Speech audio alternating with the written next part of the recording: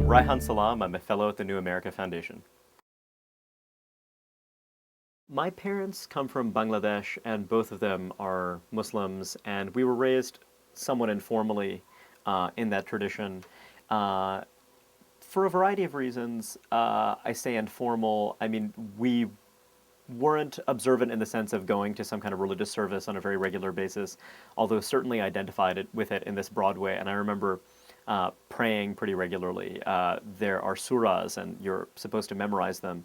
And I remember I was taking Arabic lessons very briefly for maybe only a couple of weeks, and that I had an argument with a tutor about whether androids have souls. And I remember I didn't feel as though I was getting a very satisfactory answer regarding the androids having souls question. So I kind of shirked my duties in that regard. And then I suppose had a kind of broad interest in religion as a phenomenon. And I think that I identify with Muslim communities in some broad sense, but I'm not all that reflective about religion per se. I kind of recoil against people who sneer at religion, in part because I have a lot of friends who are devoutly religious and relatives and what have you.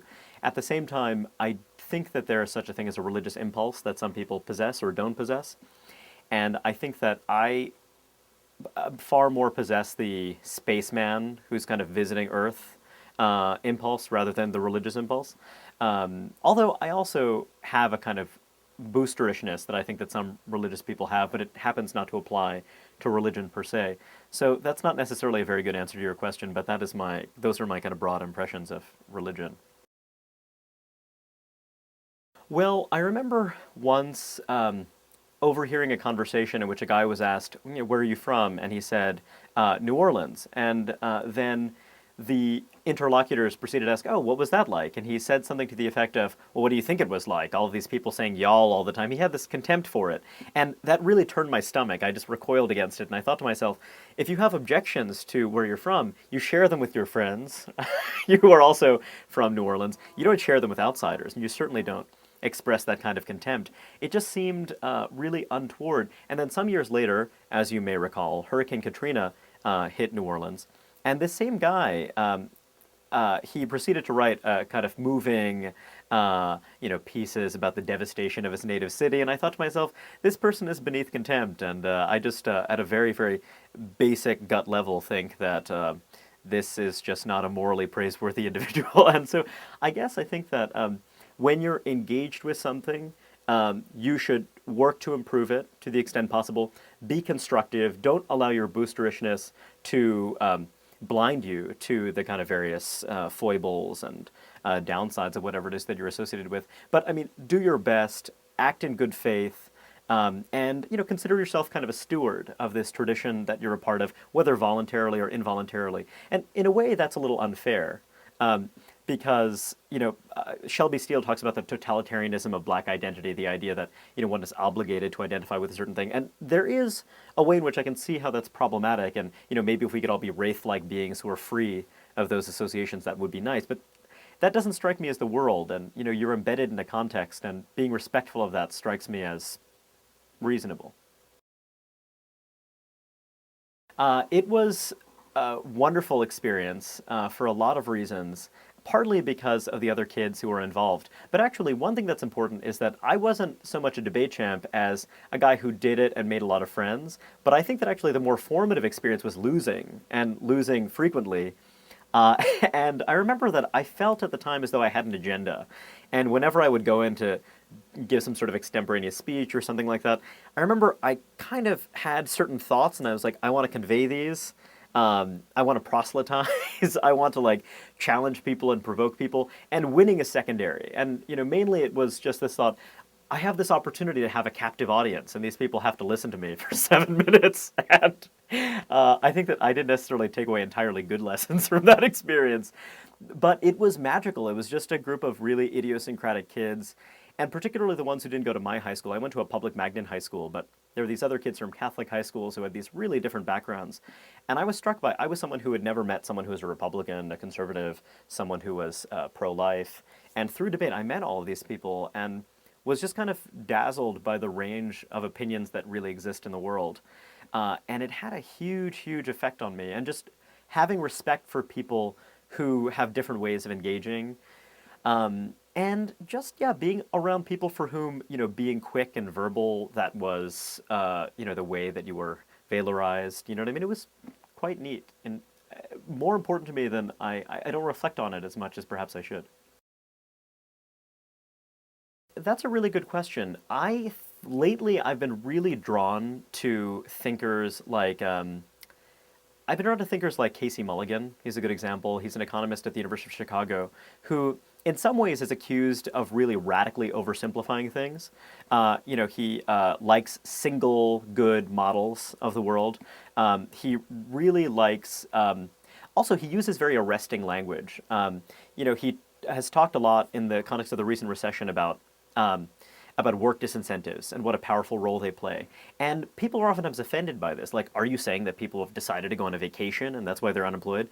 And the beauty of him is that he's so not embedded in a kind of social cultural context of the kind of niceties and the kind of obligatory things that one says, that it's just really arresting to read this kind of 200 proof version of kind of his particular style of argument. I love it.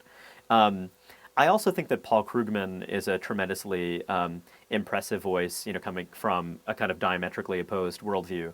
And Krugman is someone that I find sometimes pretty tendentious, but that's part of what's so impressive about him. He's able to kind of construct this kind of coherent argument that, again, you could think, wait a second, wait, I don't buy that, or I don't buy this, but it's like a freight train. And, kind of once he leaves the station, it suddenly is that, well, if you disagree with me, you're clearly an unreasonable and perhaps even dangerous person.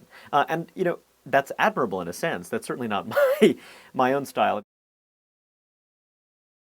Yeah, I mean, there's so many different ways to approach the problem with men. One is when you're looking at labor force participation, if you're looking at prime age males, you have a lot of folks who don't have college educations, who've basically seen the labor market, their labor market position deteriorate very, very fast. And the reaction has been to withdraw from the conventional world of work. Now, what's the problem with that? Well, the big problem is when you're not attached to the labor force, you also start losing your connection to a lot of these basic bourgeois norms and habits that are, part of, life as a citizen in a free society. And then you're more inclined to engage in pathological behaviors. You're more inclined to kind of have these masculine impulses to provide and what have you kind of corrode and manifest themselves in these really ugly forms. So that, I think, is what I think is the biggest and most pressing problem that is particularly pressing in the context of an economic downturn like the one we're going through. Well, I think that there are lots of big structural changes that have happened in the economy, and they've been going on for decades, but now they're accelerating by virtue of this downturn, as happens in any downturn. And in broadest sense, it's this idea that you're moving from a world that relies on brawn to one that relies increasingly on brain power. But beyond that, it's also a world that relies on certain kinds of social intelligence, on being able to kind of construct networks that can be of value to you, that can enhance your resilience in a rapidly changing economy. And again, if you basically rely on your strength in order to earn you an income, in a way that's not terribly specialized, in a way that requires you to take, direction, but not necessarily even have to take it very well, that's just gone. And it's not only gone in the United States, it's gone in societies like, China and increasingly India, societies that we think of as, nipping at our heels. But this kind of large-scale dislocation is taking place almost everywhere, and the societies in which it's not taking place are being badly left behind in a lot of other important respects. I think of Iran as a really good example of this, as a society in which men retain this kind of very dominant position, but at the cost of economic stagnation. Well, I think on the global scale, it's more interesting because it's a lot sharper.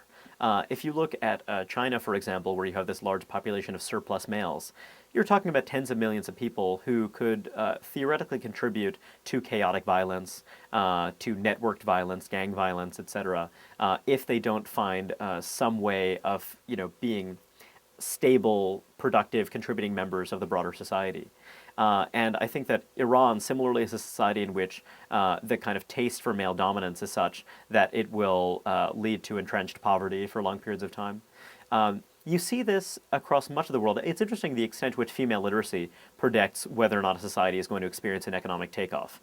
There's almost, there's such a tight correlation between these two things, it's quite remarkable. Similarly, when you look at domestic violence within a society and how strongly that correlates with how externally aggressive that society is, or the level of political instability that society experiences, it's pretty interesting. And again, men tend to be the perpetrators of domestic violence. When you're looking at the United States, you have this different set of issues that we are already dealing with and are trying to contain through the instrument of the welfare state. So when we talk about prime-age males who aren't participating in the labor force, we're talking about guys who are on disability benefits, we're talking about guys who are incarcerated a lot of the time, and the social consequences of that are unfortunately pretty obvious in inner-city neighborhoods across the country, and pretty dire. And you have this issue, you see now in the African-American community, but something that's becoming much broader, in which women who have higher rates of educational attainment have a very hard time finding spouses. And again, this complicates pretty much everything. It complicates the patterns of child rearing. It complicates whether or not children have two biological parents in the home. And the knock-on consequences of that relate to educational attainment for the next generation. So I think that it really is part and parcel of a lot of kind of big tangles of pathology that we're dealing with not only in inner cities, not only with this or that minority community, but increasingly across the entire American population. Michael Chabon just published this collection called Manhood for Amateurs, and in one essay he talks about how when you look at male culture post-70s, post the sexual revolution, it remains a stultifying monoculture. And I thought that was a really, really good way of putting it. One thing I've always found is that a lot of men, particularly like straight men post-college, are very bad at making friends. And I've always felt like I'm an exception to this because I'm quite comfortable being weird. Now, I remember reading this essay, it must have been one of these men's magazines like GQ, and the idea was, it's weird for you to be like, hey, you want to, stranger, you want to go watch football at my house later? And it's like, that's like, well, that's odd. And so, you just have the friends you made in high school or in college, and you stick with them for life. And, women, in contrast, seem, really good at kind of reaching out to people. And that seems like something that's incredibly counterproductive, even in these narrow economic terms. If you can't actually make these new kind of horizontal connections to people, even in this totally like horrible mercenary sense, let alone the way in which, when you live a life in isolation, or I think about, men that I know who've been divorced, and, the common thread is when you're a guy and you're dating women and your friends are like always, how's that thing going? Or how's it going with, woman X or woman Y? And, that's great. And it's like you're able to kind of strategize and think and like, it's this tremendously, this tremendously strengthening kind of feeling. Whereas when people get married, suddenly like, we can't talk about that anymore because that suggests that it's contingent, that suggests that it's a process, that it's continuing to be negotiated, and so you can't talk about it. So the fact that, men continue to have this kind of solitary, macho, can't acknowledge vulnerability or weakness attitude, I think is actually undermining in all kinds of ways. Leaving aside psychological health, also professional health. You need people that you can plot and scheme with. And when you don't have that, given the new environment in which, again, resiliency is at a premium, you're doomed. So if that's what the death of Macho means, and I think that it is what it means in part, that's a really, really good thing.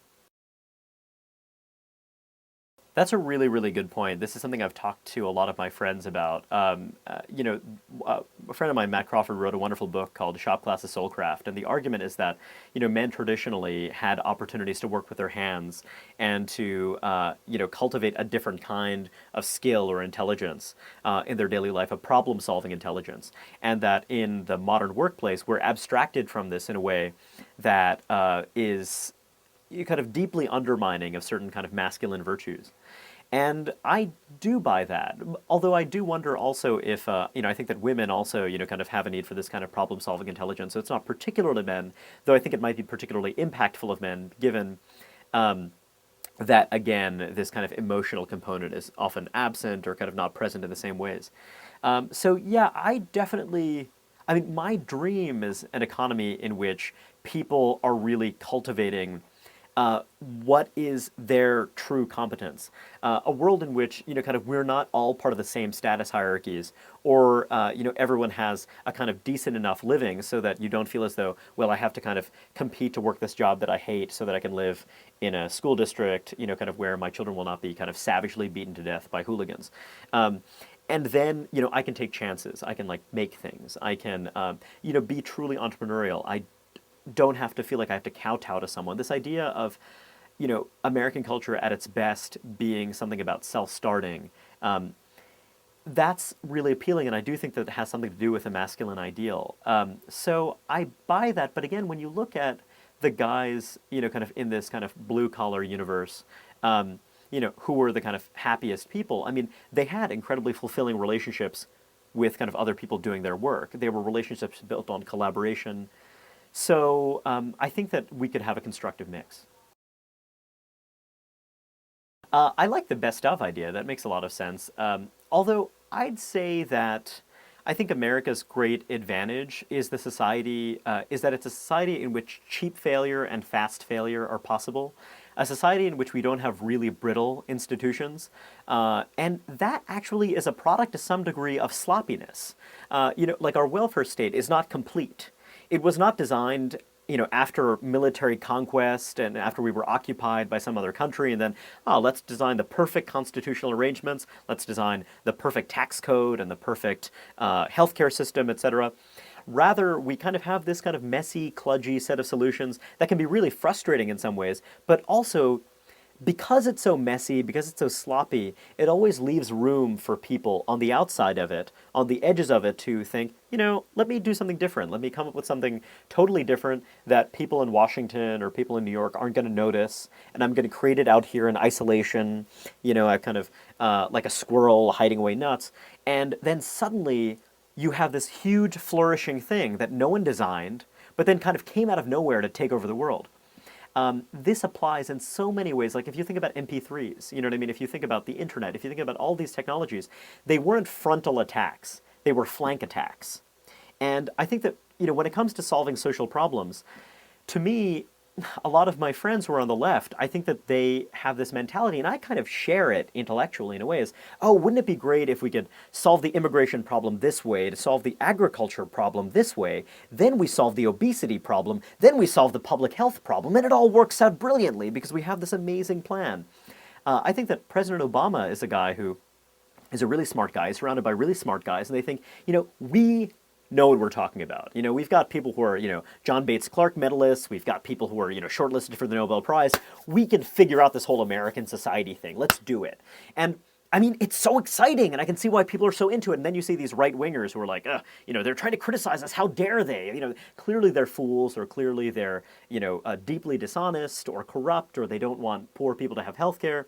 And it's like, wow, no, but it's like, you are so smart, but it's like, actually kind of these dopey people, hippies, pot smokers, these guys on the edges who aren't super awesome planners, they often come up with rad stuff. And when you have something that's really tightly planned, then they can't do their thing. You're banning them. You're not allowing them to do their kind of neat thing that could make everything cheaper and greater and awesomer in a way that we can't really anticipate. So I think that that's what I want to preserve about this country, because this is this country's great gift to the world. America is not richer than lots of other, awesome first world countries where you can get baguettes and you can ride a bicycle everywhere and it's beautiful. Yet, folks from those countries come here, and more would come here if they could.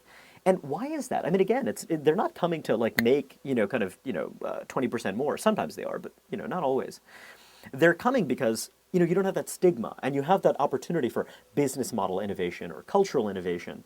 And I really, really worry that this conceit that, they solve these particular problems that we recognize now, because again, our view is so blinkered and so narrow that we don't see the other problems. So let's do what, those guys do. Let's do what France does. Let's do what Singapore does, kind of whether you're from the left or right, rather than let's build on our tremendous strength, which is enabling weirdos.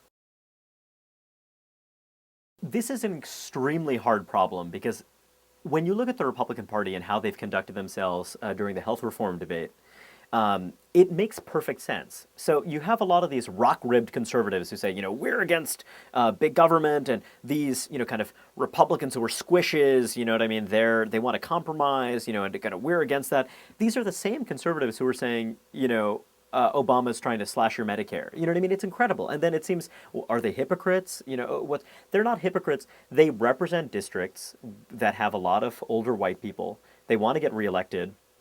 And in their zeal to get reelected, they're forgetting that, there are districts, in suburban Long Island, suburban Philadelphia, suburban Los Angeles, where people have a different mentality. They think about things in different ways. So it's this kind of crazy dilemma where, again, you're focused very narrowly on your own goals rather than on the goals of this broader political movement. And so it all makes a lot of sense. It's hard to be that upset or disappointed by it because it's the world we live in. So I think that, for conservative intellectuals, for conservative thinkers, what you want to do is keep beating the drum of how, our goal is to preserve this economic space, this cultural space for innovation. And the Republican Party is going to do its thing, and sometimes they're going to be right, sometimes they're going to be wrong. When they are opposing Democrats who are trying to kind of impose brittle structures on this tremendously kind of creative and potentially very fruitful, exciting set of institutions, then, we can be for them. We can be rooting for them. And, one thing that I've always wanted is, if only Republicans could offer the perfect health reform package as an alternative. I've always felt that way, and now I'm starting to think, maybe that's not the right way to think about it. Maybe that's not really possible because, it's not a matter of your perfectly planned solution versus my perfectly planned solution, but rather your perfectly planned solution versus my let's try to do things that can be wound down. Let's try to create institutions that when they stop working can cease to exist, and that should basically be our goal. Like a lot of conservative nerds, I really like Mitch Daniels, the governor of Indiana, and Mitch Daniels is not a terribly charismatic figure, but what I really like about him is that he is honest. He has a lot of integrity, and by honest, I don't mean in this kind of trivial way. I mean that he highlights the kind of trade-offs that we're going to have to go through during this period of wrenching economic change. Over the last 10 years, state governments across the country have grown by about 6% a year. Now, when you think about any of those discrete debates, you could frame it this way. Well, we want to raise educational spending, and these guys don't because they hate children. And that's actually really compelling. But of course, if, spending more means you don't hate children and spending, then of course it's unlimited, right? I mean, we could spend literally trillions of dollars, and if we oppose that, then you necessarily hate children. And the thing is that that's not how the world works. You have to actually, balance your different goals. These goals are always in tension.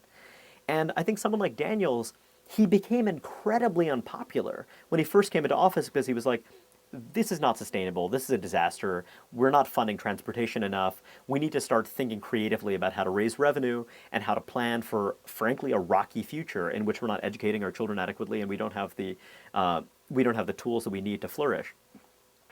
And part of my thinking is that people expected that from Barack Obama.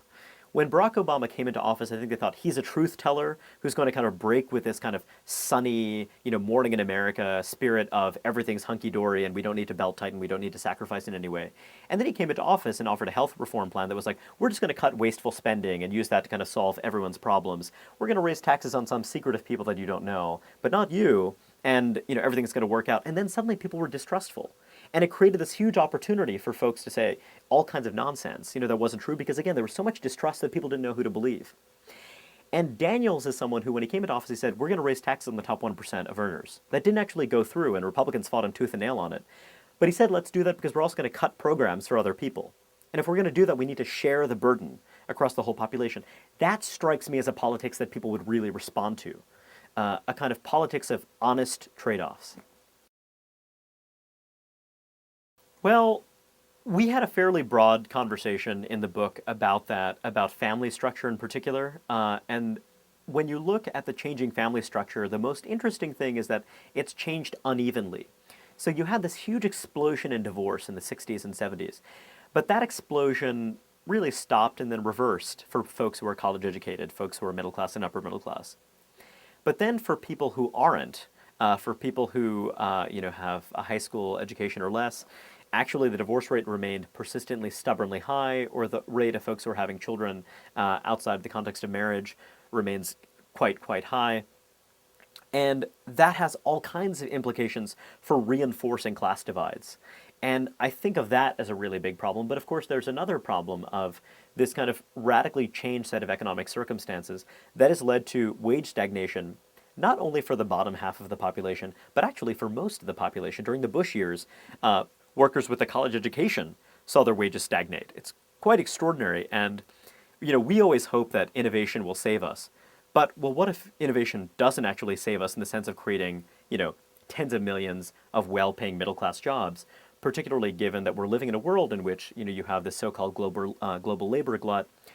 We're living in very different circumstances, yet again, our institutions haven't evolved quickly enough to accommodate that. And that, I think of as a real threat to the American working class. I definitely think that the interests of business and the working class could be aligned, but it's very complicated because, for example, you're looking at an environment in which, when you look at corporate profits, they were oftentimes flourishing by virtue of investments made in other countries, where there are lots of attractive investment opportunities. Whereas when you're looking at the American workforce, there are a lot of liabilities. There are a lot of liabilities in all first world workforces, given that you have an older age profile, you have a skill profile that oftentimes isn't quite as resilient. So I think that that is a way in which it appears as though those two interests have diverged to some degree. At the same time, I think that it's useful to think of these things as not entirely separate because, again, members of the American working class start businesses, and I think would start more businesses if you had an environment that was more conducive to grassroots entrepreneurship. When you look at China, they have this kind of interesting dilemma where in the 80s they had very rapid economic growth, just as they did post the 80s. Yet then it was very broad-based. You saw a lot of it in rural areas, and it was fueled by grassroots entrepreneurship, whereas since then it's been fueled by state-owned enterprises and foreign direct investment. In America, we have a similar thing where if you don't create an environment that's conducive to people kind of, trying things and failing, starting new businesses, then you actually have a situation where, people are at the mercy of kind of large employers. And you don't have the level of innovation that could theoretically create those dramatic wage and productivity gains that we actually need. So in a weird way, what I want to see is more a culture in which business and the working class are not these two kind of separate entities, but rather they kind of interweave, in which more people who kind of come from a working class, modest background feel as though, I could actually start something that's going to make a contribution to the world. So that's sort of a different way of looking at it, but I think it's the right way of looking at it. I think that it's interesting. There are a lot of smart people who've argued that we're actually living in an era of innovation stagnation. A friend of mine humorously was pointing out that whereas during the Second Industrial Revolution you had trains and you had all this, kind of, really dramatic stuff, the telegraph, things that changed the world. Now, okay, we had telephones, then we had computers, then we plugged telephones together with computers, and then it was easier to buy airline tickets and stuff like that, and that was awesome. But, I mean, it's not obvious how that has, really changed the texture of our lives. Whereas, when you're looking at nanotechnology, this idea of, kind of manufacturing materials at the molecular level, well, then we could do pretty much anything. I mean, then, you could build, enormous numbers of nuclear power plants at radically low cost, which would mean that all electrical power would essentially be free, which means that, I could surround myself with neon all the time and, who knows what kind of effects that would have on my productivity. Or, a world in which we have machines that are comparable to humans in intelligence and could also be self-improving so that they could, again, lead all humans to live in this tremendous life of luxury in which, you could read machine-produced novels or organic novels written by actual people. And that would be the job, done by half of the population because, again, there's no other economically needful activity. I think that this would be a time of tremendous cultural chaos. But it would also be pretty exciting and neat to see because, you'd see human ingenuity manifest itself in all kinds of totally unpredictable, unfamiliar ways. So yeah, I think that actually the frustrating thing is that we're always on the cusp of all of this stuff, right? I mean, there are all these technologies that are like, 10 years away. Pebble bed nuclear reactors are 10 years away.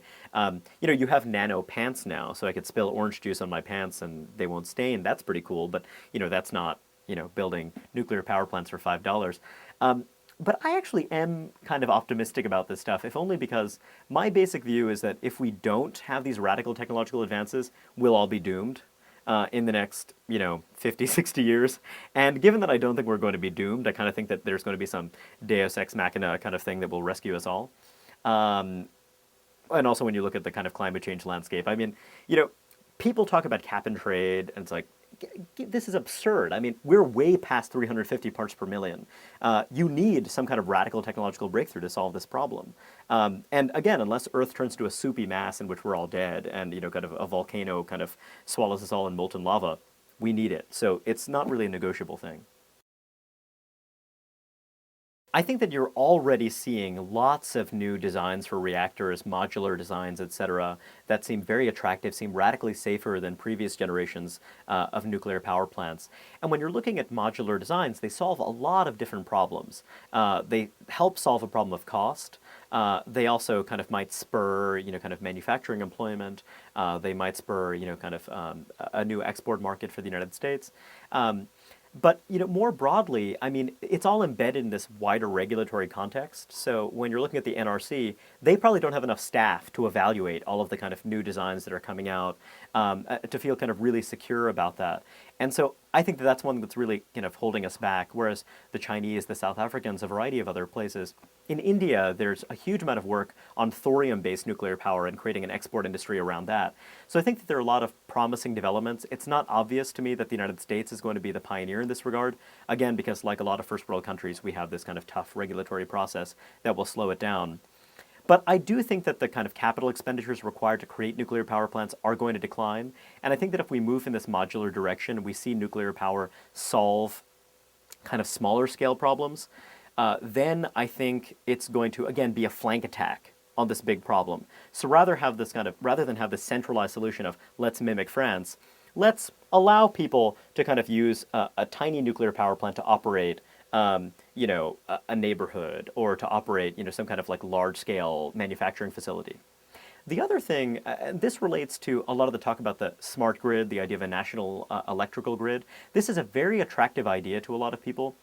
But to me, modular nuclear power feeds in with district heating and a variety of other ideas for making our energy system more resilient rather than less resilient. So I wonder, rather than creating a kind of super centralized system, perhaps it makes more sense for us to actually distribute the way that we distribute power, rather than distribute power creation across the country in a way that's going to make us less vulnerable to kind of supply disruptions.